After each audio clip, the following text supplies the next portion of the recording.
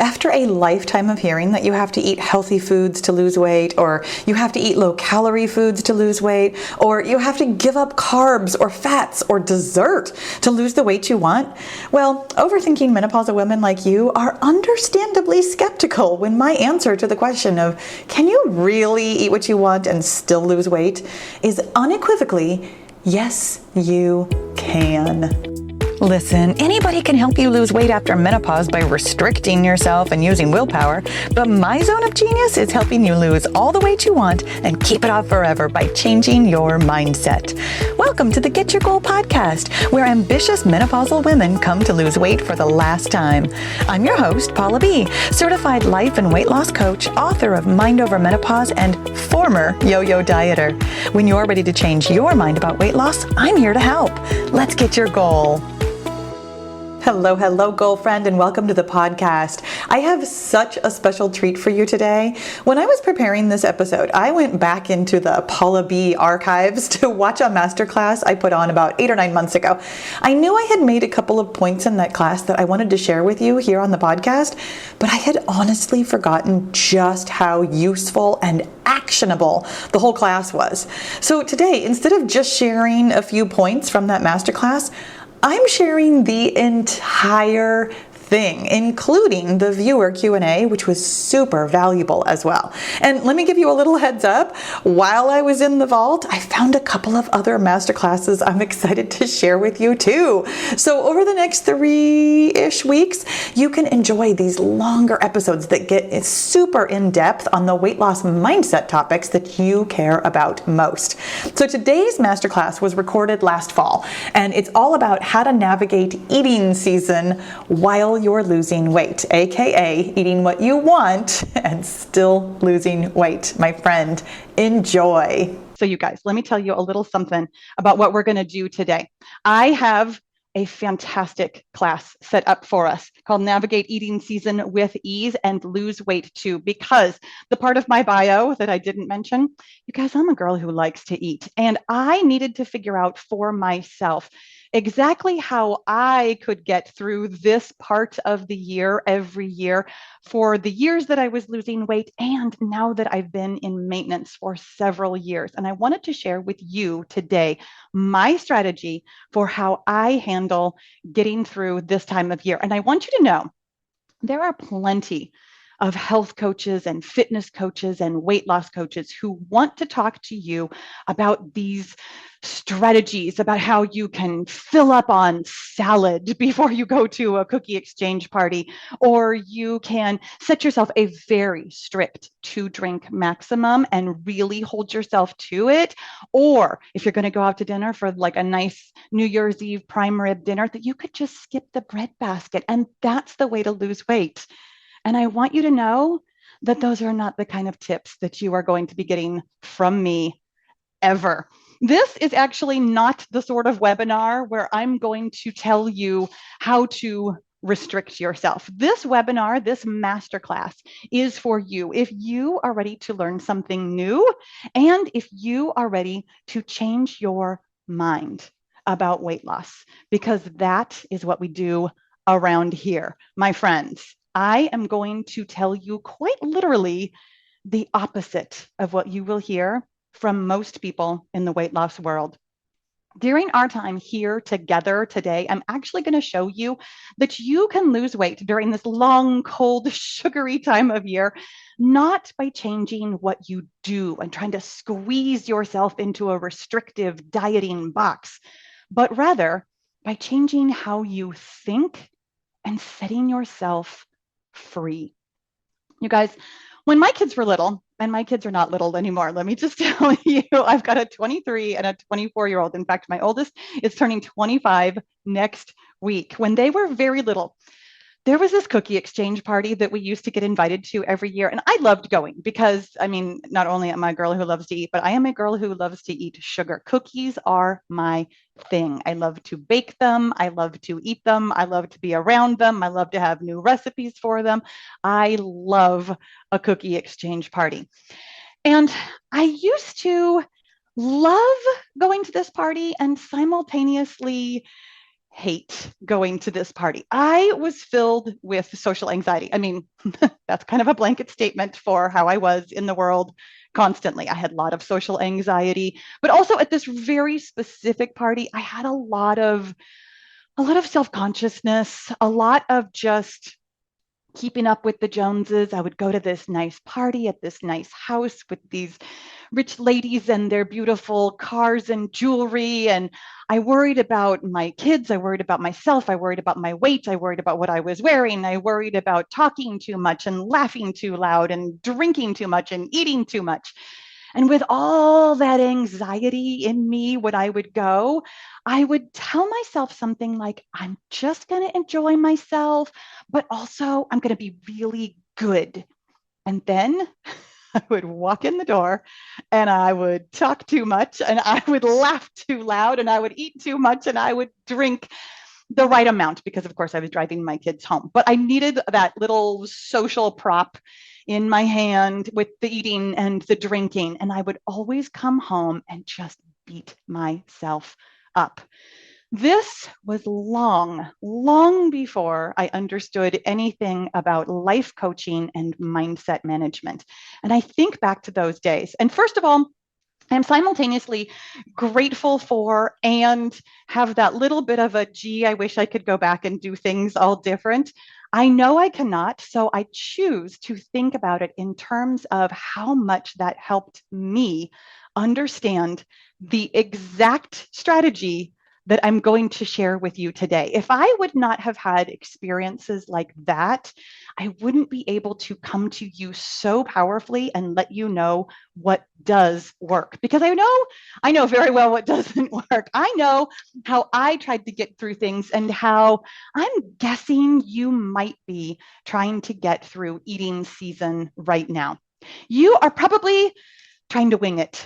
That was my MO for most of my life in terms of how I would go places and do things. I thought for sure that the sheer force of my will, my deep desire to be in control of myself and know how to keep a lid on myself, was going to be the thing that got me through. So I would just go and try and wing it. That didn't work for me.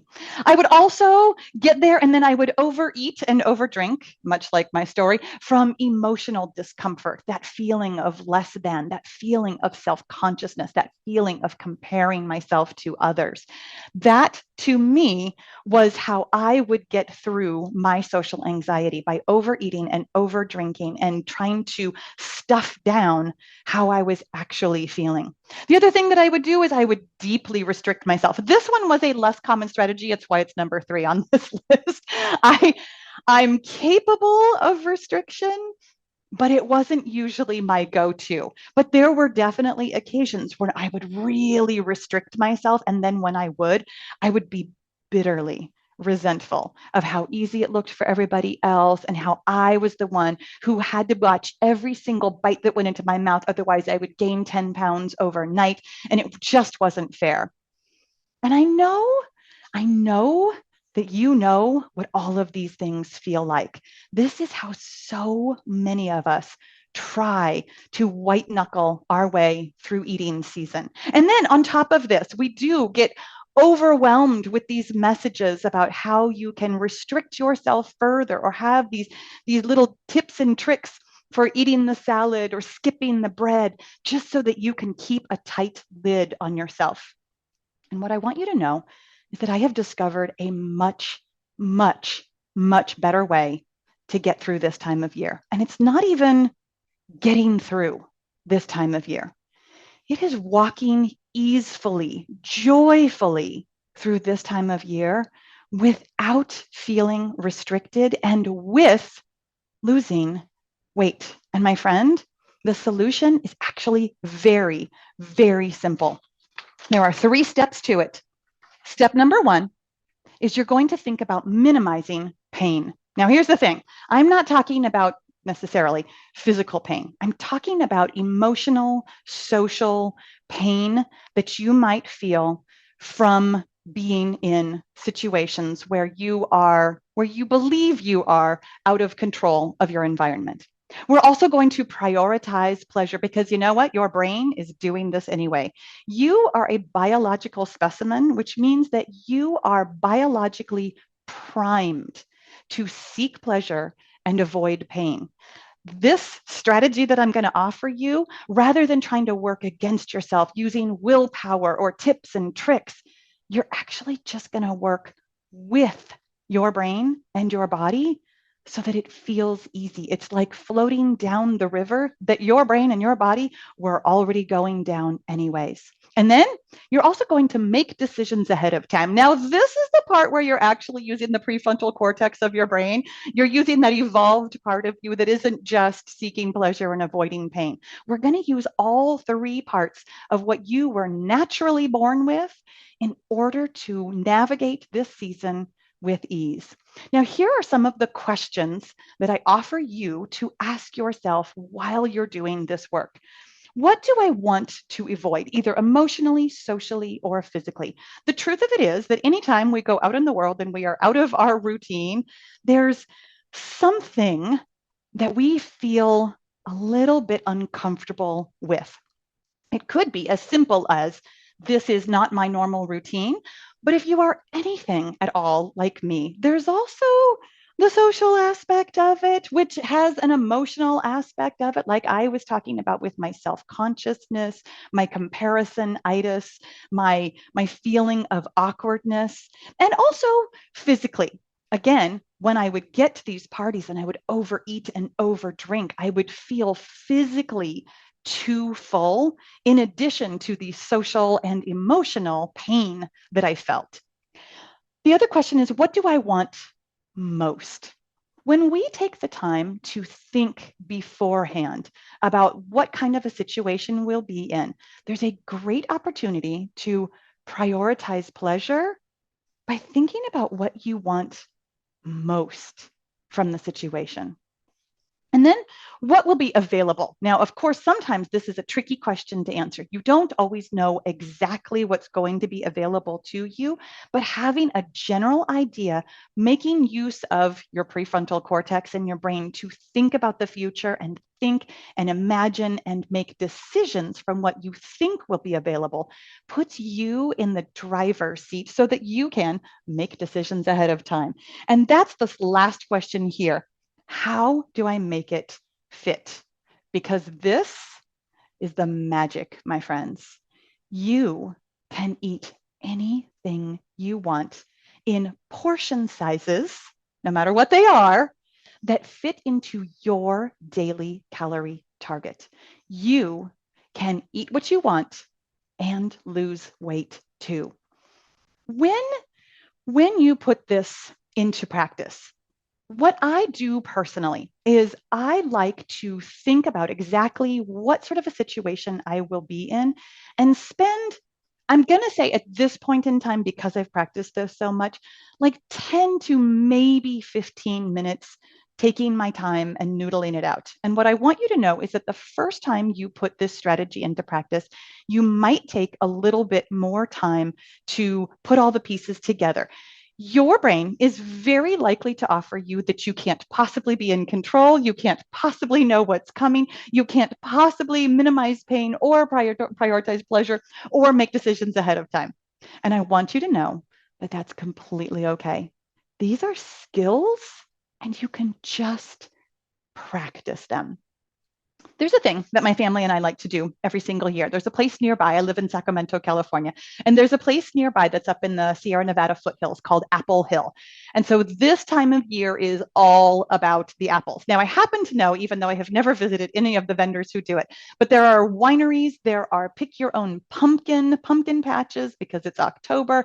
There are also Christmas tree farms, but me and my family are all about the apples. And really specifically, we are all about the apple fritters. We go there. We started going there when my kids were really little. Like my oldest, oh my gosh, my oldest would have been like 6 years old. Oh my gosh. And he's about to be 25.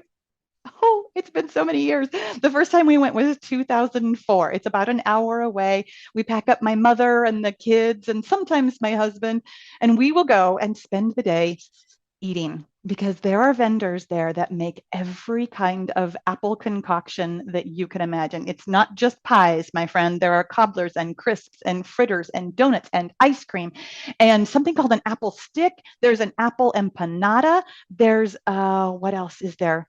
They have some really, really delicious desserts. And I say desserts, but here's the thing that I've noticed over the, what is that, 19 years that we've been going there. Apple Hill is a whole day extravaganza. Apple Hill is actually a meal. My friends, I want you to know that you do not have to limit or restrict yourself to make something delicious squeeze in with your day, and you do not have to add it on to your day. You can have what you want and make it fit. So now, after these years of experience of going to Apple Hill, I know how to ask myself the questions that allow me to have a beautiful time, eat exactly what I want, feel absolutely no guilt afterwards, and for me personally, maintain my weight. There was a couple of years, though, in between where I was losing. The thing is, for me personally, what do I want to avoid? Now, for this particular social situation, it's my kids, it's my mom. Okay, sometimes there's a little like social avoidance going on there, but nothing like I used to have when my kids were younger and we went to that cookie exchange party. For me, socially, this one tends to be very easy. And as a life coach now, I've actually worked through a lot of my social anxiety. So this one doesn't tend to be the thing that I focus on. Emotionally, I do love to spend this day feeling connected to my family. So that's actually part of prioritizing pleasure versus minimizing pain. But the minimizing pain part for me means that I want to take part in all of it. I don't want to be the one sitting to the side saying, no, thank you, I'm not going to have any of that. Minimizing pain, interestingly, is interwoven with prioritizing pleasure. I want to make sure that I can have at least a bite or a couple of bites of everything we order. But then physically, my main priority, the thing that I want to avoid is being overstuffed, that over full feeling that doesn't feel comfortable in my body. Emotionally and socially, I feel like I've got this navigated, but physically, this is still something that I really want to prioritize. I really want to make sure that I'm minimizing the physical pain of really overeating. But so what do I want most? Okay, this one's easy. It's apple fritters. Like that's a very easy answer for me. I have zero questions in my mind. I know for sure. Well, I don't know for sure. You guys, we're going in 2 weeks. Last year when we went, the line for the apple fritter, because there's only one place on Apple Hill that I know that has apple fritters, the line was an hour long. Now, did we go at the busiest time of year? Yes, we did. Did we go on a weekend? Yes, we did. Did we go at the busiest time of day? Yes, we did. Are there ways to avoid that? Probably. But also, we're going on a weekend this year. We're going at a busy time of year. It's probably going to be a long line. So my apple fritter might not be number one. I'm still going to put it in the number one position. I'm going to make a plan for it. I'm going to know what the calories are. I'm going to know how much of it I want to have. I'm going to make that my number one priority, but I'm also going to have a really good backup of number two, which for me is the apple empanada. It's basically like a little turnover. That was the word I was trying to come up with earlier. There's an apple turnover that they have, but there's something different about the empanada, and I couldn't explain to you what it is. There's also a walking pie. I'm thinking of all the fun, delicious things they have there now. They have they have foods that I had never heard of ever before, ever in my life. It's why we love to go. But the empanada is going to be number two because that one has a really delicious caramel sauce over it. So those are my number one and number two, like main priorities. And then after that, probably the apple crumble. I like it. I like it. It's not my favorite. It's not the one that I need to have. If we get an apple donut, that's okay. I can have a bite, feel totally satisfied. If we get the apple ice cream, I got to be honest, the older I'm getting, the more sensitive my teeth are to cold. Apple ice cream is not really like my number one thing. I'll have a bite, I'll be satisfied. It's not going to be the thing that I am clamoring over. And really everything else, like regular apple pie, I mean, I could eat that anytime. That's not a priority for me personally. We don't tend to prioritize that one. But so anything else, I know for sure I can have like a bite, 2 bites, feel really good about it. Where I'm going to put my bulk of calories for the day is in the fritter or the empanada, and I'm going to make sure that I have that front and center. I make that decision right now, knowing how much is probably going to be available. Generally speaking, when my family and I go, we'll order 2 or maybe 3 desserts for the 4 or either 5 of us, and then we'll kind of split it between us. So when they're all on the table, I know which one I'm heading my fork for. It's going for the fritter first, and I let everybody else take their share of the other things, and then it's going for the empanada. And then if there's bites left over of everything else, that's where I go. So what will be available to me for this particular example? I mean, honestly, anything. If it's got apple in it, it is available to me. So I don't really have to worry about that too much. What I will do is spend a little bit of time on Google trying to get a good estimation of approximately how many calories may or may not be in an apple fritter, and whether or not there's any kind of a recipe that might break down an apple empanada or the crumbles or anything else that I might have, just so that I can get some round numbers. I want you to know that this is part of the minimizing pain and prioritizing pleasure that might be the most important for you personally. When you are Googling and guessing, really listening to how much self-doubt creeps in and recognizing that the decisions that you're making are for one day, and that you can do this and fit it into your overall weight loss routine without worrying about 1 or 2 or even 3 or even 5 very specific numbers. Part of minimizing pain is recognizing your, I'm going to call it risk tolerance for the Google and guess, and prioritizing pleasure of making estimates that feel right to you. Now, what do I need to do to make it fit? This is where it gets super fun, my friends. I have a routine that I love. I have a breakfast that I eat every day. I have a lunch that has very few variations to it because I eat it all the time. And then I have a dinner routine that, I mean, there's some variety to it, but also I have a list of about 30 dinners that I'm willing to make that I rotate through all the time. And some of them are seasonal. So really, I've only got about 10 days of dinners at a time. So I'm going to go ahead and call that a very beautiful routine as well. So when I do something like this, when I spend the day, and by the way, the day is like a couple of hours, but it feels like the whole day is at Apple Hill, indulging and eating everything I want. I take the time to make sure that I can make the parts of my normal routine that I love fit with this thing that is out of my routine. Like I said, I spend a little bit of time on Google. I actually have a pretty decent risk tolerance for the Google and guess. I will Google and I will guess, and I know that it's going to all come out in the wash. You might spend more time on that part depending on what feels best to you. And then, because I already know the calories or approximate calories in my normal routine personally, and let me just quickly to the aside let you know that here in maintenance, I actually do not count my calories every day. When I was losing weight, I did. I still have those numbers. I don't have them memorized. They're somewhere. I can look them up. But what I will do, my normal routine is a pretty decent sized breakfast, a pretty small lunch. I tend to be busy in the middle of the day. I don't like to stop and spend a lot of time on lunch. So I have a pretty small lunch. And then my dietary budget goes towards dinner because in dinner, I include dessert. So my pie, in fact, you know what? Let me draw you a little bit of my daily pie.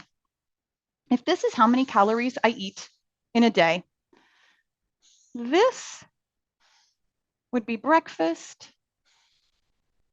So breakfast, lunch, and then dinner and dessert. When I'm going to Apple Hill, I'm going to steal a couple of calories from breakfast. I'm going to steal most of the calories from lunch.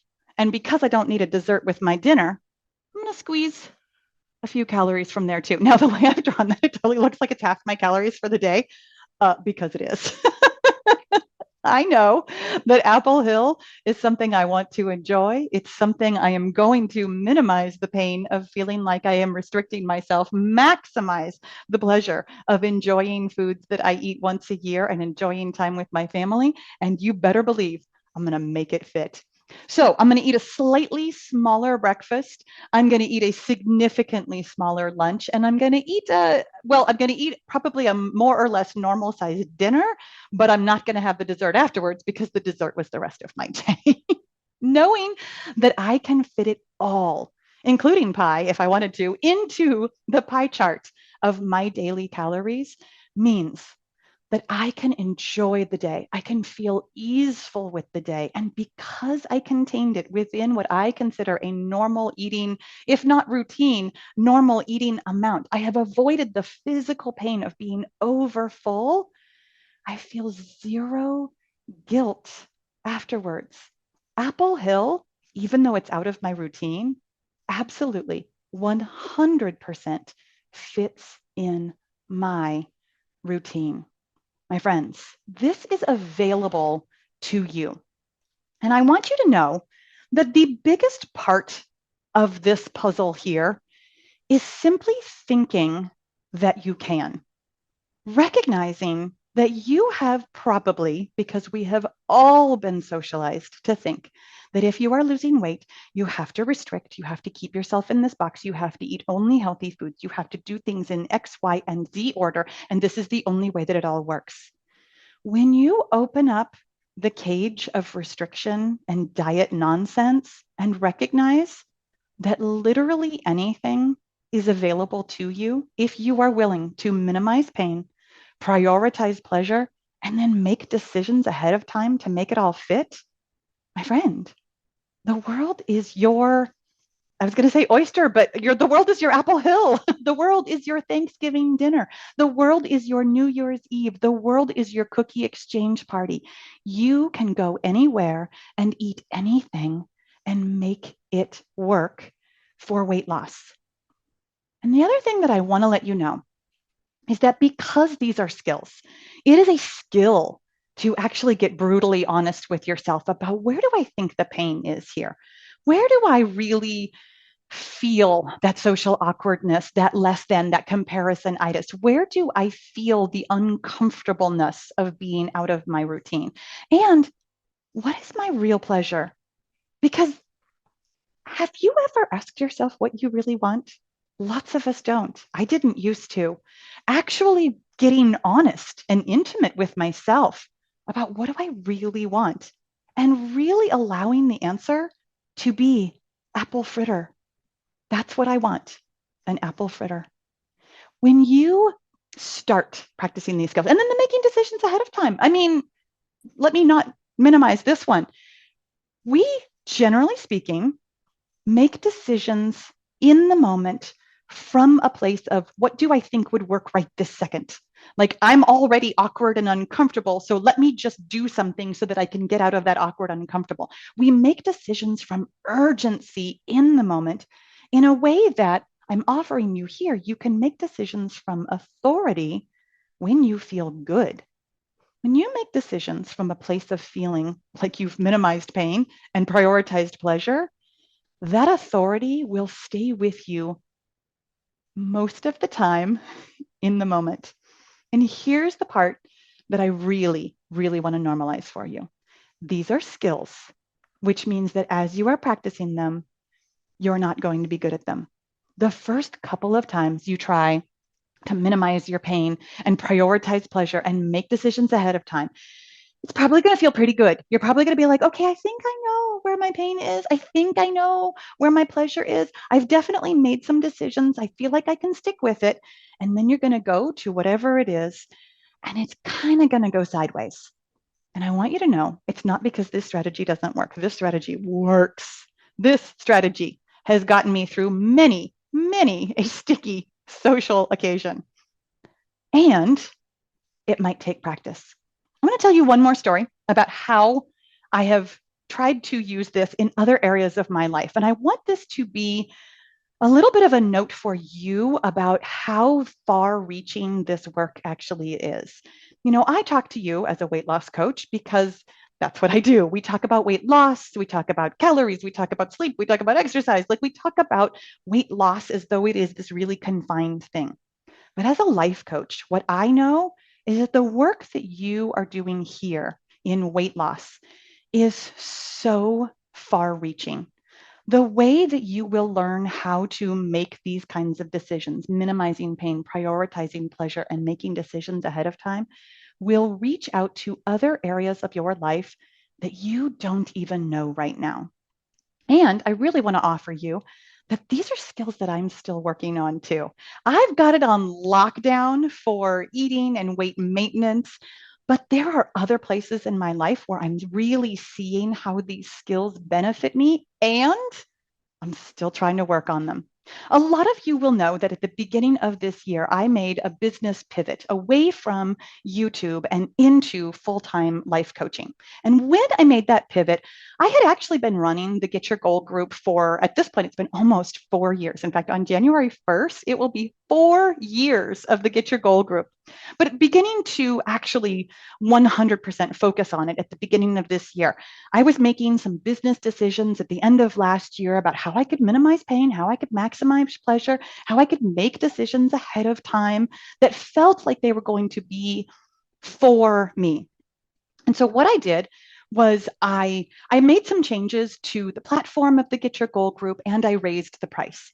And I know that, I have always known that the Get Your Goal group is frankly amazing. The resources available to you with the other members and the coaching calls and the replays, it is a fantastic place to get your goal. But when I raised the price at the beginning of the year, what I noticed is that there was a hidden pain that I didn't know was coming. There were some hidden pleasures that I thought I was prioritizing that I actually wasn't. And the decisions that I made ahead of time didn't pan out the way I expected them to. I have actually spent the last, well, what is it? It's October, 10 months talking about the Get Your Goal group in this very restrictive way. I found myself every time I was talking about it feeling very tight in my body. I know the Get Your Goal group is amazing, and yet the words really struggled to come out of my mouth. What I recognized about, I'm going to say a month, maybe 2 months ago, what I recognized was this hidden feeling of stinginess. Now, stinginess and I have a long history. This is a pain that I have worked to avoid, and I didn't expect to feel it here. What I was feeling, I was offering the Get Your Goal group, but there was a part of me that was like, this is pretty expensive. This feels like I'm offering you something and kind of pulling it away at the same time. And I had been prioritizing the pleasure. I had wanted to feel expansive and open, like this is a really valuable group. I want you to come and join it. And yet it didn't feel that way when I talked about it. And a couple of months ago, I sat down with myself. I got real honest. Paula, what's the pain that you'd like to minimize? What's the pleasure that you'd like to prioritize? And how can you make this decision from a powerful place of authority instead of urgency? And what I recognize, I want to minimize that stingy feeling. I don't love it. It feels tight in my mouth. It feels tight in my shoulders. It feels tight in my whole body. What I want to prioritize is generosity and spaciousness and openness.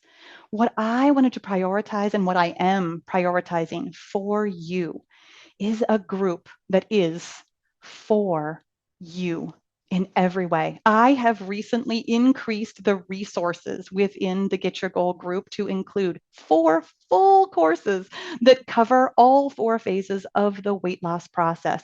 The first 5 pounds, losing all the 5 pounds in the middle, losing the last 5 pounds, which is its own can of worms, and maintaining forever effortlessly. I have also, in fact, let me turn the page here and show you all about it. I have also really gotten intimate with how amazing the community is. I've always known this, but when I started really coming to this, prioritizing pleasure and thinking about how wonderful it is to normalize with other women my age the ambition, the goal getting, the struggles, the hard parts, the emotional work, the mental work. Having a group of people that are not in the same place on your weight loss journey necessarily at all, but in the same space as you is incalculable. The asynchronous learning, that's the 4 courses that I was just talking about that I lovingly refer to as the 4 courses of the apocalypse. But there is also multiple coaching calls per week. This is something that I have been really maneuvering this year from that place of generosity and expansion and spaciousness and love and desire to be truly helpful to you. We've got so many coaching calls per week that you can attend and get actual answers, actual eyeballs on to help you on your weight loss journey. I am the most accessible you will ever find me. I am accessible in the DMs. I am accessible in a dedicated Ask the Coach thread. And as anybody who is in that group will tell you, I'm a lurker too. I read all the threads. So when you come to the coaching calls and you're like, oh, this thing happened to me last week, I'm like, yes, I read about that. I know. And my friends, here was the thing about minimizing pain, prioritizing pleasure, and then figuring out how to make it work. I lowered the price. I cut the price by more than half. The Get Your Goal group with all of its amazing resources is now just $50 a month. And I want to tell you, the minute I hit on that number, I was like, duh. It felt like Legos clicking together. You know that very satisfying snap where you're just like, yes, obviously, I help women over 50. I have the 5-0 method. Of course, the price is 50. Of course it is. And then I was talking with my OBM, which is my my online business manager, and I always want to call her my official business manager because the O. But I was talking with my OBM about this, and she's like, Paula, it's a perfect price. It's absolutely fantastic. And also, what you need to do is offer an annual price. And I was like, it's funny you should mention that because I just got quite a few suggestions. Thank you so much to all of you who responded to the poll that I put out, whatever that was, just a couple of weeks ago now. I had so many people ask for an annual option. I honestly hadn't considered it. So my OBM and I were like throwing around numbers and figuring it out. And she goes, well, the industry standard, generally speaking, is going to be if you buy a year at a time that you get 2 months for free. And then I did the math, which wasn't even hard math, because 50 times 10 is just 500. It was a 5-0 again. I tell you what, when this all came down, it just felt right. It was prioritizing pleasure in every way possible. My friends, the Get Your Goal group is $50 a month or $500 for a year. It's easy. It's peasy. It is lemon squeezy. And this is the kind of conversations that we have there. We talk about making Apple Hill part of your life. We talk about how to make things work for you. I am never going to come to a coaching call and tell you to give up the bread. I'm never going to come to a coaching call and tell you to restrict yourself or put the lid on or put yourself under your thumb or use more willpower. I am always going to work with you to make sure it feels right for you. This is how you lose weight for the very last time, my friend. And I will answer questions. You guys, I hope that this was as exciting for you. I'm watching all the hearts and thumbs up. I love it. I'm super, super happy that you guys are excited about it too. This is where you can go. It's getyourgoal.com, of course, /work-with-me. And you can actually learn even more about it, learn about the 4 courses of the apocalypse, and then click the join button and come and join us. I am going to take a drink of water because my throat got very, very dry while I was doing the talking, and I'm going to check on the questions. If you have a question that you haven't already put in the Q&A, go ahead and pop it in there now. If you can start it off with the word question, that'll make it easier for me to see.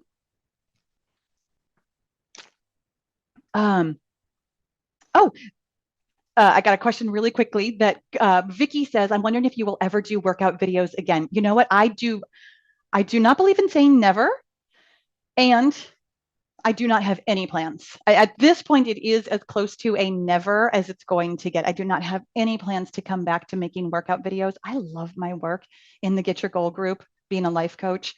so much. I loved making workout videos when I made them. It was such a beautiful place and time in my life. It was such a perfect season. And this season that I'm in now also feels perfect to me. Might there be a time when a different thing feels like the perfect season? Maybe, but it's probably not going to be workout videos. And Carissa says, I'm from Sacramento too. The apple donuts are insanely good. See, and that's interesting. I love donuts, and yet the donuts just, they're not my number one thing. I can have a bite and I can walk away from an apple donut, but the fritter, I'm going to have my share. How do you just not feel guilty when you eat these? My friend, this is such great work. What I do is I listen to the thoughts that create the feeling of guilt, and I recognize them for what they are. The thing about guilt is it's your brain asking you a question. It's asking you, should you be doing this? And it is also answering, no, you should not. And the truth of it is, you can do anything, truly anything. Anything you want to do can fit into weight loss. And here's why. Let me hand this to you from the life coach perspective in terms of like you can expand your mind, you can think about your thoughts, you can recognize the feelings they create, you can see how this all works. But also just biologically, here's the thing. Weight loss takes time. If weight loss takes, let's say, for example, if you are me, if weight loss takes 9 months to lose 7 pounds, which is what it has historically for me, then you have 9 months of how many days that would be. Why did I start this? 270 days. If a month has an average of 30 days, you have 270 days that you can make work for you. If one of them is apple fritters for part of breakfast, part of lunch, and part of dinner, that's 1/270th of your weight loss journey. It all fits. It all works. Really making sure that you are minimizing pain, listening to the guilt that you have, recognizing it for what it is. It's a thought in your brain, prioritizing pleasure and making it all fit. I don't go to Apple Hill every day. I don't go to Apple Hill more than once a season, even because that one day fills me up both mentally, physically, emotionally, and all of the things. It feels incredibly pleasurable to go once. I don't need to go more. And that helps me recognize it for what it is. It's part of my whole journey. It's not my whole journey. I love that question. Thank you for asking that. Oh, and then Sandy says, how do you calculate the calories for such an event as Apple Hill or when you don't know what's going to be available? I love Google. Google exists for this exact reason. And as we talked about, I do have a pretty high risk tolerance. I will Google and I will go to at least a couple of different websites and see what they're saying and kind of take a look at, okay, if you're making something with these ingredients, this is approximately how many calories it'll have. And I recognize that it's going to be a guess. And I have, like I said, worked through that. I have really recognized the thoughts that I have in my brain that were telling me, oh, guessing isn't good enough. It actually is. The truth of it is, your body is not calculating calories the way the internet does. Your body is its own beautiful biological specimen of one. You are a special, unique snowflake. The way you personally digest food is actually different from other people. So even if, let's say, a food has an amount of calories that is allegedly fixed, the amount of calories that your body actually gets from that food is different than what somebody else gets from that food because of your microbiota. It's all of the bacteria that live in your gut. The way you personally digest food is possibly different, even from a package that has a very specific number on it that seems like, oh, this food absolutely 100% has this number of calories. Maybe it does and maybe it doesn't for you. Being really on board with the fuzzy edges of biology, meaning how your body works, means that a guess actually is good information. Okay. And Michelle has a great question about this. How do you get around the idea of good and bad food so you don't feel guilty about not eating fiber? Such a particularly funny one because fiber is I eat fiber, certainly. I mean, I love my fruits and vegetables. Well, I love my vegetables and I tolerate fruits. And it is not a thing that I spend a lot of time worrying about. Here's how I personally have worked through my issues with good and bad food. I have done a fair bit of research and understand just how new and how amorphous the science of nutrition actually is. The truth of it is that because you personally are a unique and special snowflake, and each piece of natural food, like not all apples are made the same, not all bananas are made the same, not every slice of meat is made the same, not everything is the same. Natural foods actually have a great deal of variety as well. Recognizing that we scientists don't know everything and that I have the authority over myself to really pay attention to what feels good. When I'm thinking about what feels good in my body versus what feels less comfortable, what feels like I'm not digesting very well, what feels really full and heavy, what feels sometimes, especially when I go to Apple Hill, what feels right on the edge of oversugared. There's definitely, I love me some sugar, but there is definitely a point of diminishing returns on how much sugar I will eat in a day that doesn't feel good. Really taking my own authority here rather than saying, oh, there is a good food, there is a bad food. Some foods make you lose weight and some foods don't. The truth of it is that in order to lose weight, the main driver of weight loss is believing that you can and eating in a slight caloric deficit over time. It doesn't matter what the foods are. What the foods will do is affect how you feel physically, whether or not you are full and satisfied, or if you are hungry, or if you are oversugared, or if you have no energy, or you have plenty of energy.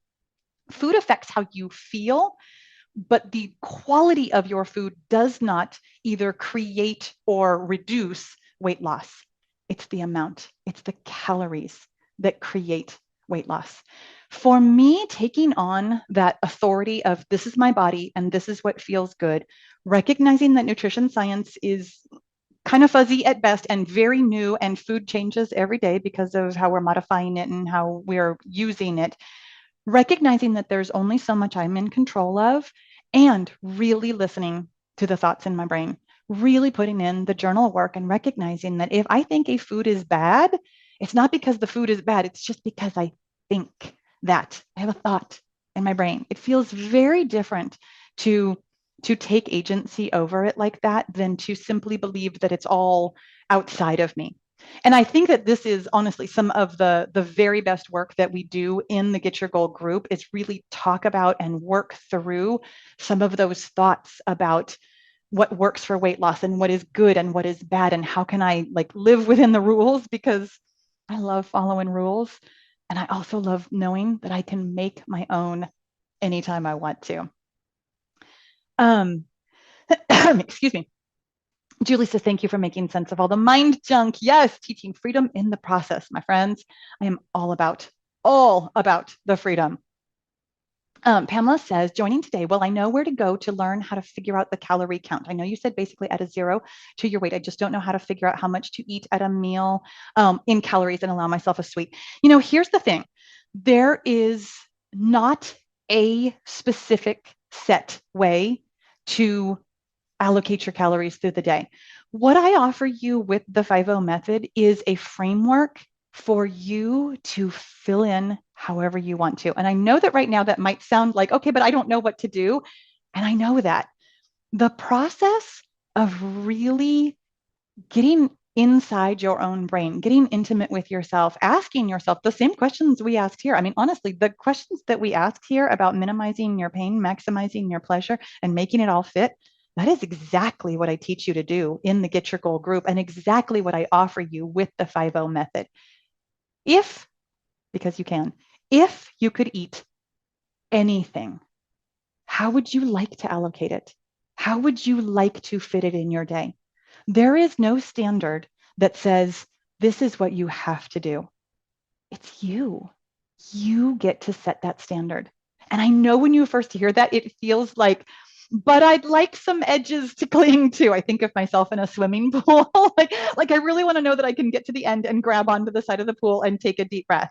It's what I offer in the Get Your Goal group. This is the kind of work that we do in the coaching calls literally every day. We just had a conversation about this last night in one of our coaching calls about how to make choices that really take into account what you want to do and make it fit.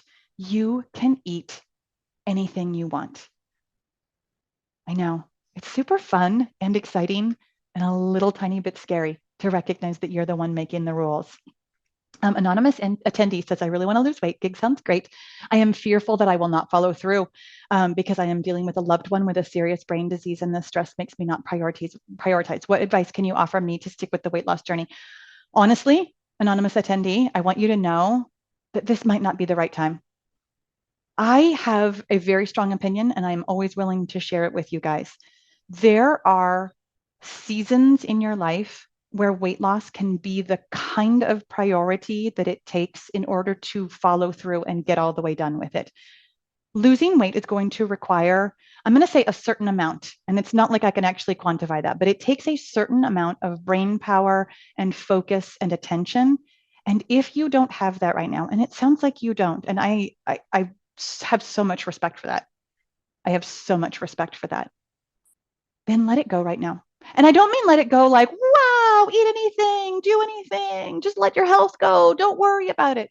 I mean, recognize that right now is a season where you are doing some caretaking. Right now is a season where your main priority, in fact, this is essentially what we were talking about earlier. Minimizing pain means setting aside a weight loss goal because you can't focus on it. Prioritizing pleasure means doing the thing that feels best. I understand that being a caregiver for somebody who is ill doesn't actually feel good, but it also really does. I put a lot of things on the back burner when my sister was ill. I was not her primary caregiver, but I did a lot of caregiving. I spent a lot of like time and emotional energy taking care of her, being there for her. There was nothing in my life that was more important than that.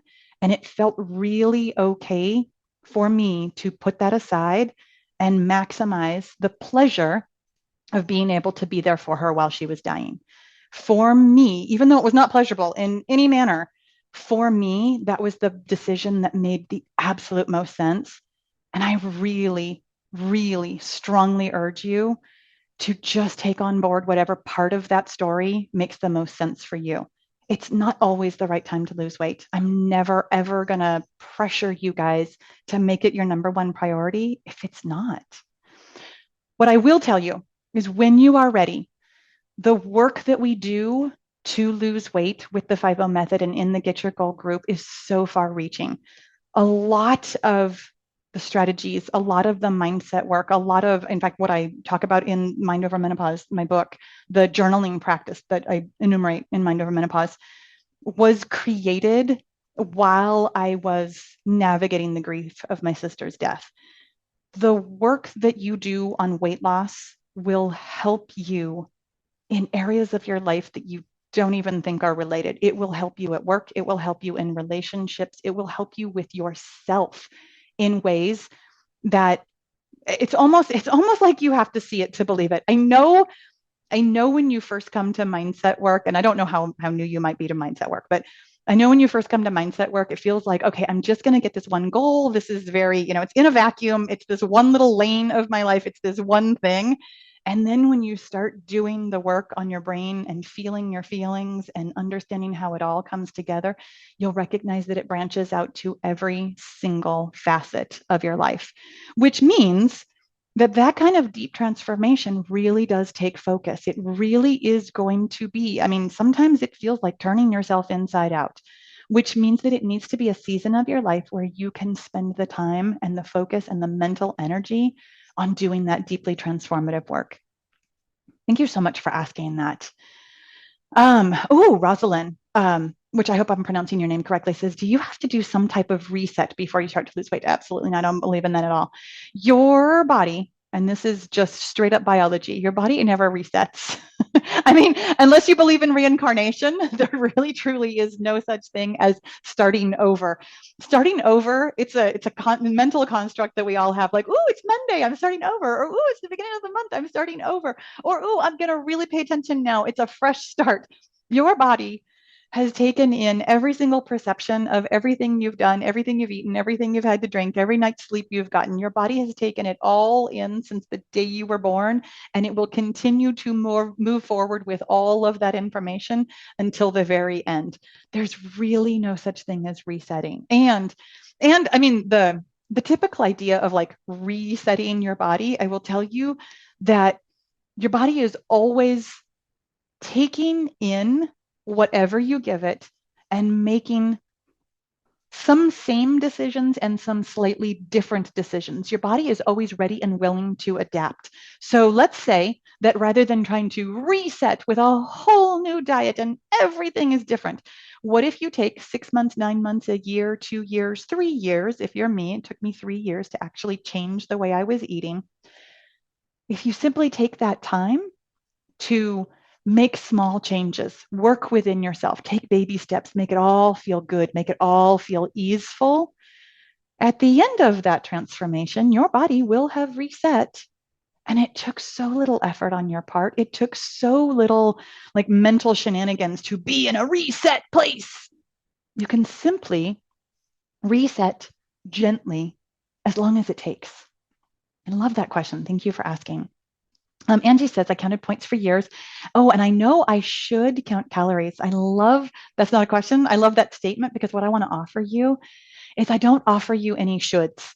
That the 5-0 method really is meant to work for you. I offer as a standard counting calories because it's available to everyone and simple and free.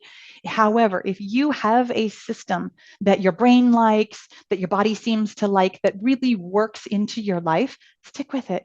Absolutely, stick with it. Oh, Laura says, question, when you go out to eat, do you bring home a get to or a to-go box or just leave it behind? It depends. I have some opinions about that, and they are just that. They are opinions. And what I will offer you is that my opinions are actually based on the microwavability of the leftovers.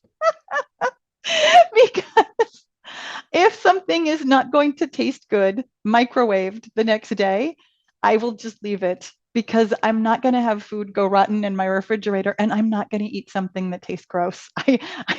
You guys, I'm going to keep coming back to this. I want you to be able to see where you can come and join us, but I really am going to come back to I minimize pain. There is a pain, a deep pain in microwaved French fries, and there is prioritized pleasure. I would just rather go ahead and make something fresh tomorrow rather than eating something gross that got microwaved poorly. Oh, you guys, I love these questions so much. I really want to maximize our time together, you guys. I'm gonna be done with questions as soon as possible, and I'm also going to take the Q&A questions with me, and I'm gonna be making podcasts and emails and other things like that that answer all the questions that I don't get to. So I do apologize if I don't get to all of the questions because it looks like I still have quite a few more here. And I really want to make sure that we've got just the right amount of time together today because I know lots of you have places to go and things to do. Kathy says, question, but how can you plan ahead when you have no idea where your hosts will take you or cook for you while you are on a trip? I love it. Here's what I will offer you. Before you go on a trip, spend some time paying attention to sizes and shapes of food. Really thinking about the visuals of how much food is an amount of calories can help you develop what I call the eyeball system, which is to say you can eyeball a thing and give yourself a guesstimate. It's still going to be a Google and guess situation. It's still going to be a matter of thinking about what you'd like to plan for. When you know that in your normal routine, let's just say for simple math, that you have 1,600 calories a day, more or less, 1,600 calories a day as your target. If, for example, you eat a breakfast, a lunch, a dinner, and then let's say 2 snacks, like one of them might be a dessert and one of them might be an afternoon snack. So you've got 400 for breakfast, you've got 400 for lunch, you've got 400 for dinner, you've got 200 for a snack and 200 for a snack. I'm not suggesting that that's the way you should allocate your calories. I'm simply saying because that's the math I can do in my head. It's what I'm going to offer you right now. Knowing that you, generally speaking, like to have about 400 calories for breakfast, you know that no matter where you go or what your host makes for you, if you'd like to take a portion that's about 400 calories, that will be about normal for you. Knowing that no matter what somebody offers you, you can make the portion size fit for you. And coming back to our questions about minimizing pain, prioritizing pleasure, you can make decisions about when would I like to really make sure that I just eat what my host offers me? Just I'm going to be a polite guest. I'm going to put a smile on my face and say, thank you so much. This is exactly what I wanted. And I'm going to probably have slightly more at that one specific meal and make sure that it comes out of, in tiny ways, other parts of my day. Or there might be a place where you prioritize pleasure when you know that there's very likely the chance of, if you're me, dessert when you guys go out to eat later. Then it means that at breakfast time, I can be a little bit more careful about what and how much. At lunchtime, I can be a little bit more careful about what and how much. And then at dinner time, I can have a little bit more allotment because I knew at the last minute that we were going out to a place that had a dessert that I wanted. Trusting yourself to work on these skills as skills means that any one time you go on a trip or any one time you go someplace where somebody else is feeding you, it's not the end. It is not the last time that you will have in order to make these decisions. If this time every bit of it goes sideways and it all just goes to heck in a handbasket, as I love to say, that's just information. It doesn't mean you're never going to be good at this. It doesn't mean you can't prioritize. It doesn't mean that you can't figure it out. It doesn't mean that you can't ever be out of your routine. It means that this particular time, there were skills that you need more practice with. Really, truly taking it on board that these are skills versus, let's say, character traits. These aren't things you're born, I mean, you are born with the desire to seek pleasure and avoid pain, but you're not taught how to do that on purpose.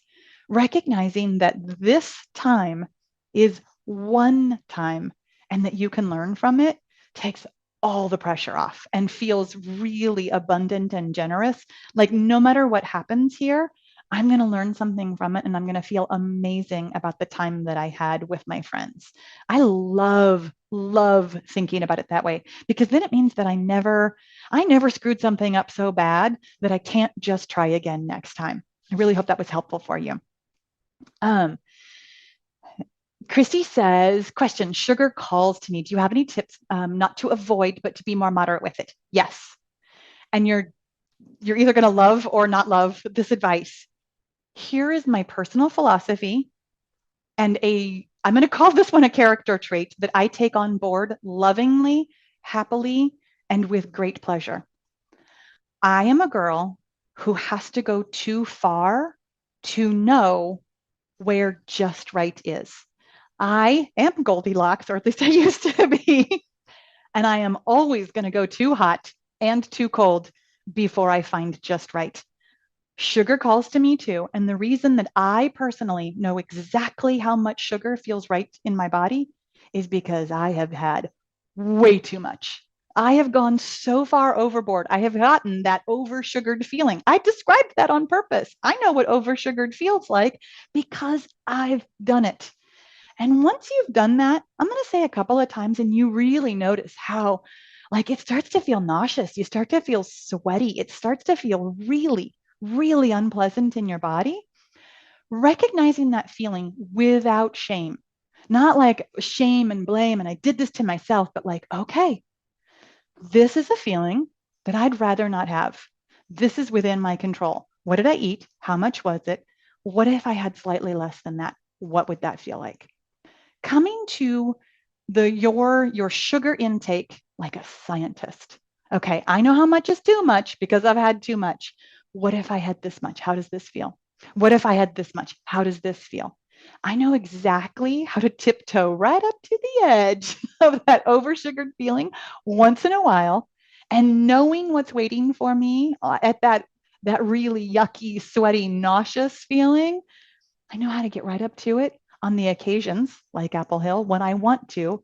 And the rest of the time, honestly, because I spent so much time not feeling guilty, but really paying attention to like the actual physical sensations in my body, I don't really have the desire to get to that oversugared point anymore. I have a deep desire to eat an amount that feels pleasurable. I enjoy being with my family. I enjoy being together. I enjoy the food, but not so much that it gets too much. Recognizing that any one time you do anything, and I do notice that this is the theme that has emerged here, any one time you do a thing doesn't ruin where you want to go. Getting to that point of eating too much doesn't mean that you can never lose weight. It means that you figured out exactly what too much is. You, being a beautiful scientist, paying attention to how it feels in your body and what you're doing and how you can make changes moving forward, is actually the thing that gets you where you want to go. You guys, oh my gosh, you guys, thank you all so much for being here. I want to let you go so that you can get on with the rest of your day. I will take care to pay attention to all of the Q&A questions. Thank you so much for asking them. Thank you so much for being here. If you feel called to come and join us in the Get Your Goal group, you are so welcome there. You belong there, and I can't wait to see you. You guys have a wonderful rest of your day. Thanks so much. Bye-bye. Hey, thanks for listening all the way to the end of the podcast. My friend, there's no better time to lose weight, and there's no better way to do it than with the 5-0 method, my free weight loss mindset guide for women over 50. It's simple, sustainable, and backed by science. We start with your mindset because your body only goes where your brain goes first. This is the thing that's been missing from all those other weight loss programs you've tried. Download your free copy today at getyourgoal.com